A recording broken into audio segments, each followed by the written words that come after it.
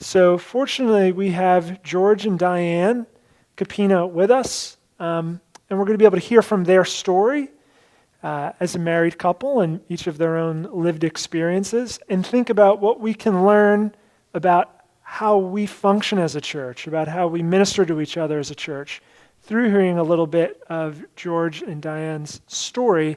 And we also want to give a chance for you guys to ask them questions before we're up during this time. So, George and Diane, I think we'll start with maybe just you sharing a little bit about your own story of living with a mental illness within a church context. So just share a little bit about, where you're coming from when you come to this conversation. Okay, my biggest fear was being accepted. That once someone found out in the church that I had a mental illness, that I'd be shunned. I was very fearful of that.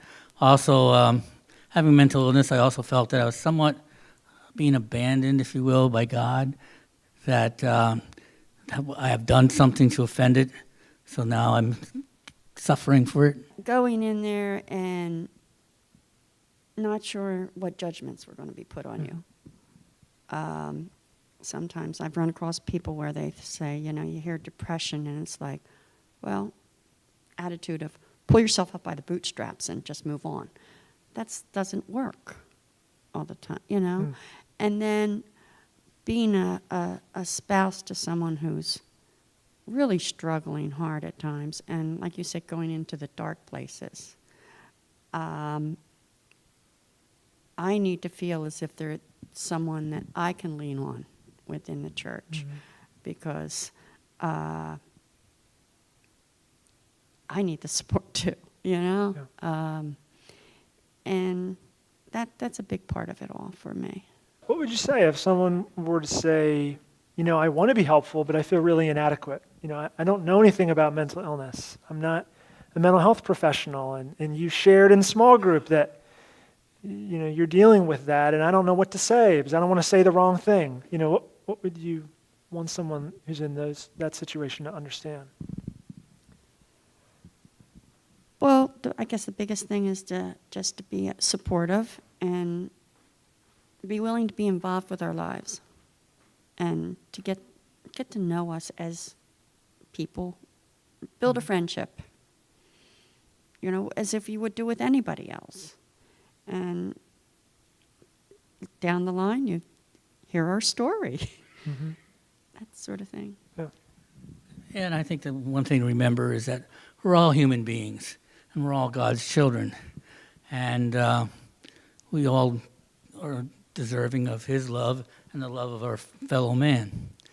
And if you get to know the person, the human being first, and that you don't label them with whatever label they may have, and label them as like, I'm George, this is Diane first. Make that the identity, don't make the disease the identity. Even if you don't understand it, be willing to hang in there with us. And as far as I'm concerned, ask questions, so that they can understand where we're coming from more. What the church that I go to now, it does really great, is that they are in contact, and they make you feel part of the church, that you're not an outsider. They want to include you in with everything else. And that, for me, that's very important, to feel part of something. If you get to a place in a church community where you feel like, I feel safe now, I'm willing to kind of go here and talk to someone about it, how would you want their response to be? Hopefully one of acceptance. It's like, my viewpoint, I feel like I should be able to say just about anything to my minister. I should be able to trust them. And that they will be understanding and try to guide me in the right direction. They're human too. And they may not be knowledgeable, but they can get the information. It's out there. And they don't have to know, they can't expect them to know everything. People in the field don't know everything. But to be understanding, to be able to pray with you, and to, just understand that you're going through something. What could people in a church community do that could help you in your own recovery? That could help you in the struggles you might have with mental health?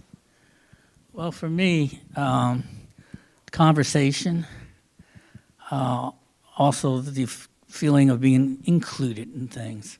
Like the church I'm attending now, they've reached out. I've sat down several times with the ministers, spoke to them, opened with them. They still accept me. They even asked us to participate in service. So they're trying to make us part of their church family. They're including us instead of excluding us. Mm-hmm. So that feeling of, getting an email, getting a phone call, just realizing that, we're part of that family. So how does that help you with, to get really specific, George, your own experience of depression? I wonder if you can maybe share, but some people may not be aware of what that's like to live with that. How does that impact you?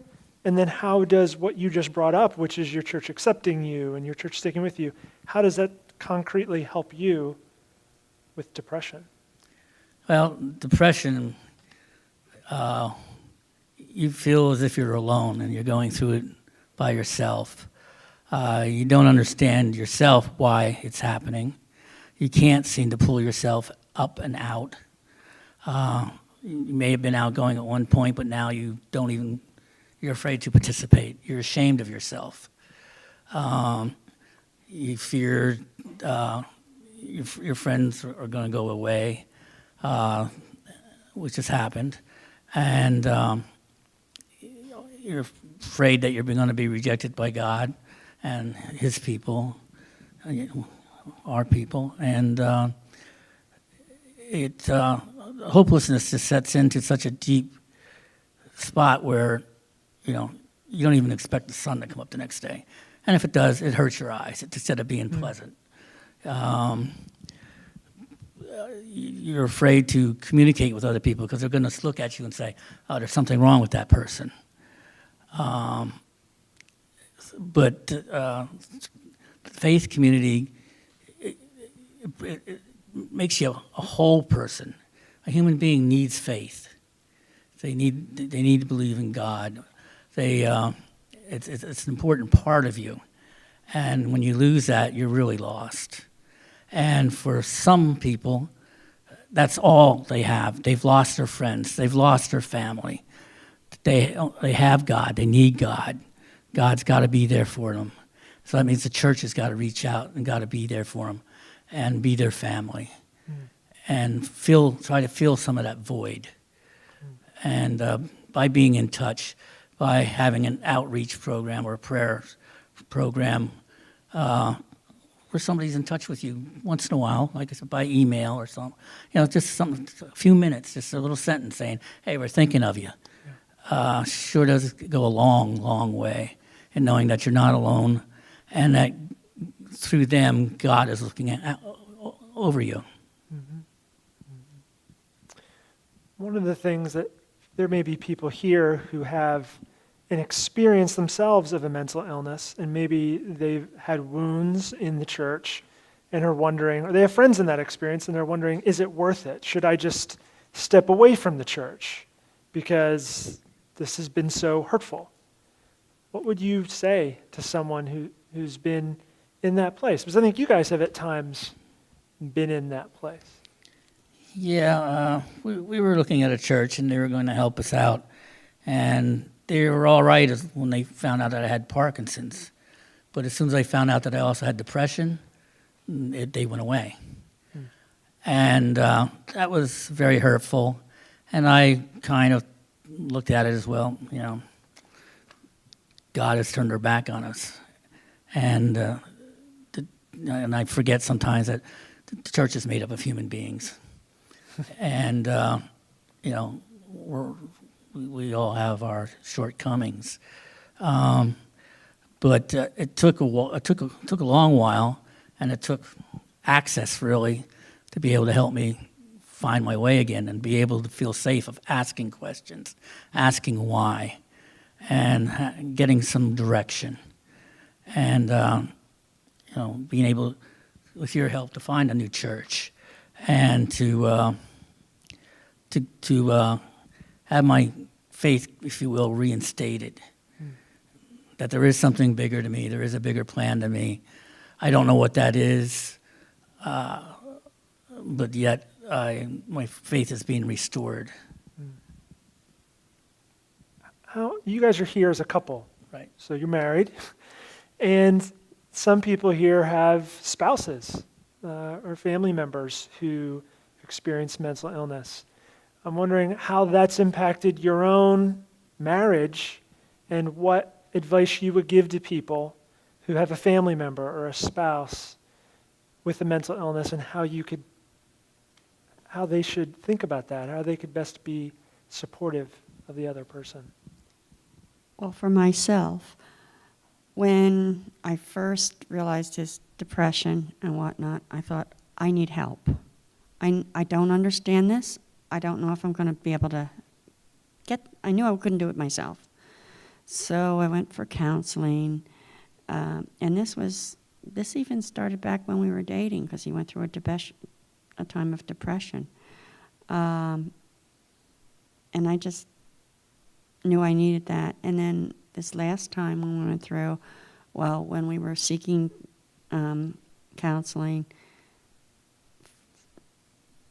not just for him, but for myself, so we had gone to therapy individually, and then there was times we did meet together.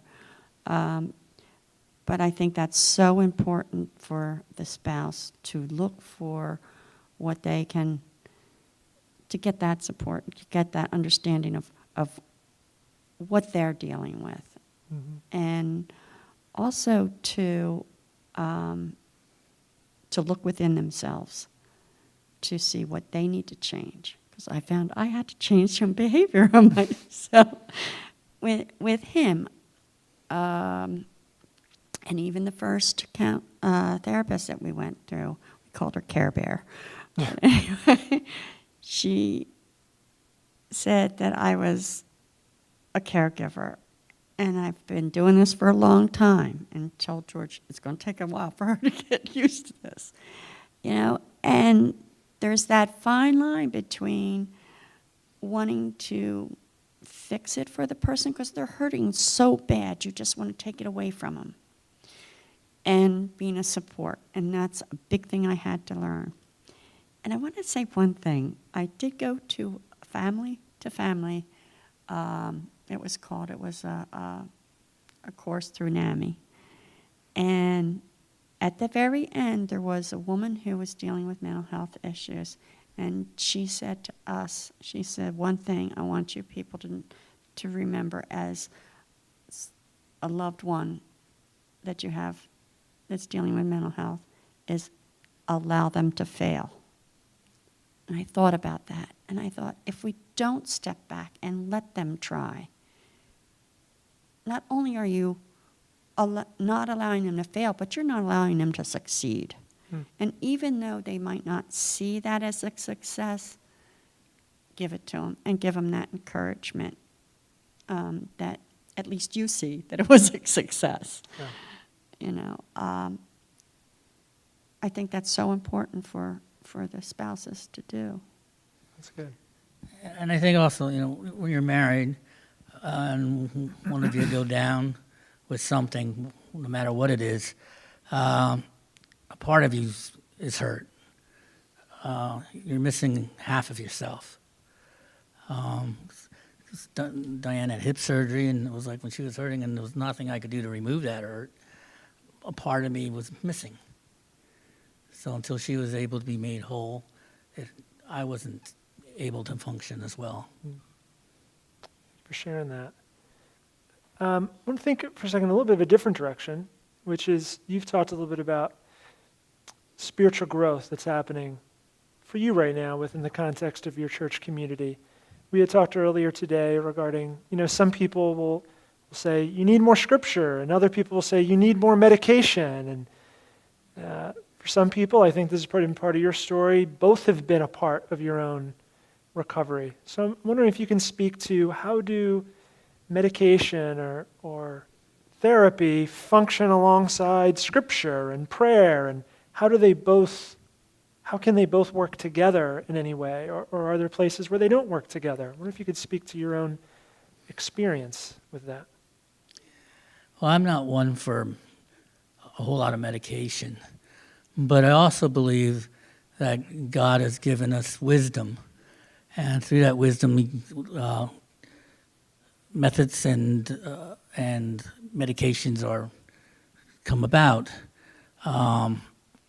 It's how we use them, whether it becomes a good thing or a bad thing. But I think they can go hand in hand.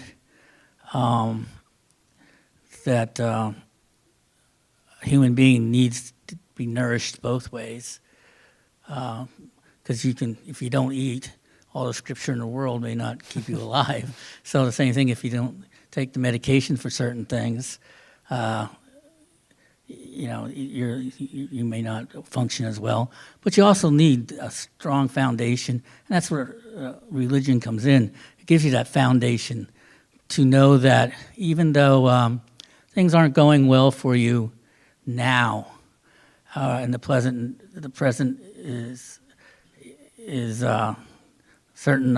It's not certain that through our spiritual life that there's something bigger than us, something that's always going to be there. I was once told, man can fail you, but God will always be there.